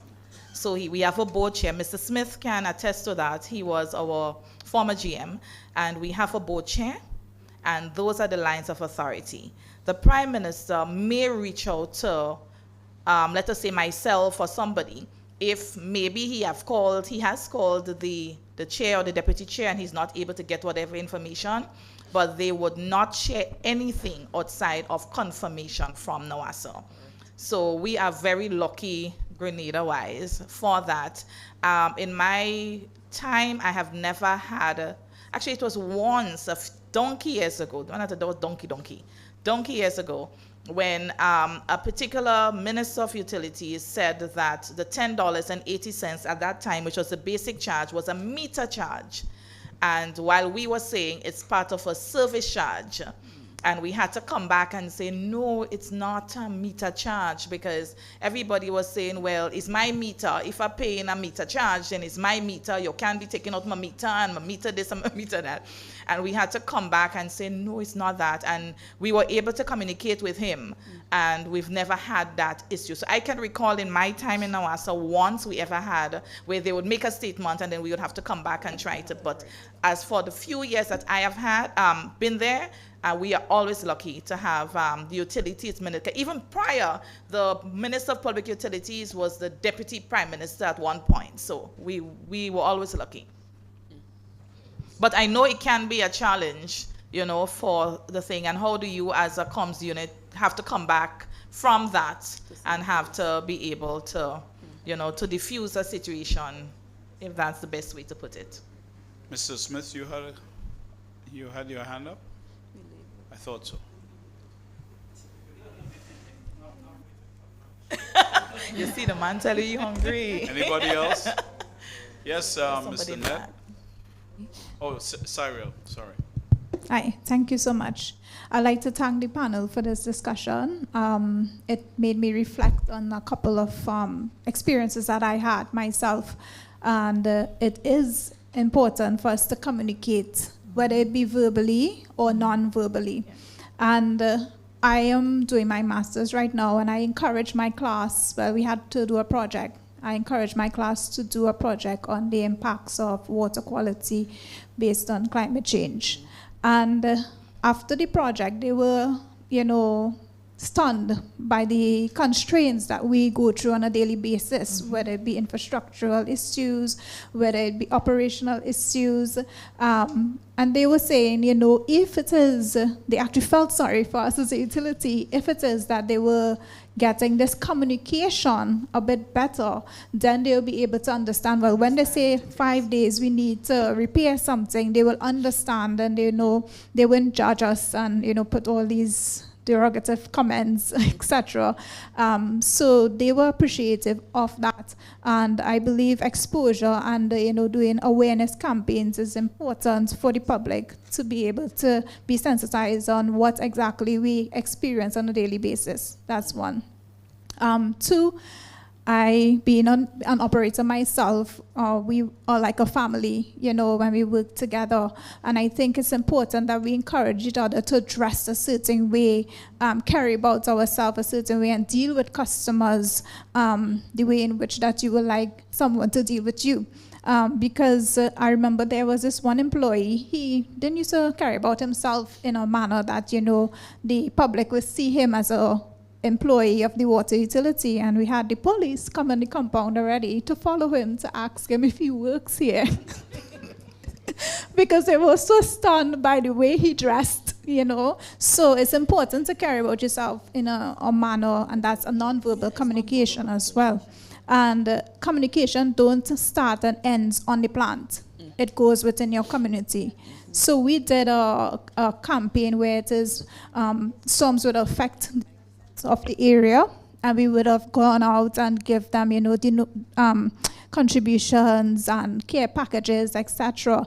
And we were now able to build a relationship with the residents, so they felt more comfortable to call us and say, hey, water, come back, and not with an aggressive manner of, why all you cut off the water? So, they were able to name us and get to know us a little better, know us by our cars, etc.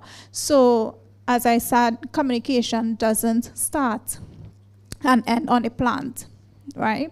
So thanks so much for that. Mr. Ned, please. He's sitting back. Yeah. I'm an engineer at WASA, Wastewater Department. Most of the examples have been with respect to water. I'd like to commend the operators who would have qualified themselves, because the difference between being a qualified operator and just an operator would be sometimes the effect that it could happen on the public. The reason why I'm saying that is being instructed to leave a pump on or to ensure that your wet well level remains at a certain level. One operator may look at it as your wet well bit will become flooded, and that's the reason why you're leaving the pump on. The trained operator would know that the reason why you are leaving the pump on, it's because it would affect your collection system, which would ultimately affect your public. With the system overflows, it could affect public health. So it is important to be qualified, because now you would know the cause and effect. Also, I would encourage most of the professionals in the room to continue doing what you're doing, because operators are definitely important. The person who would get the call when the public is affected would be you most of the time, or the minister, or even the prime minister. But the important person at that time is the operator.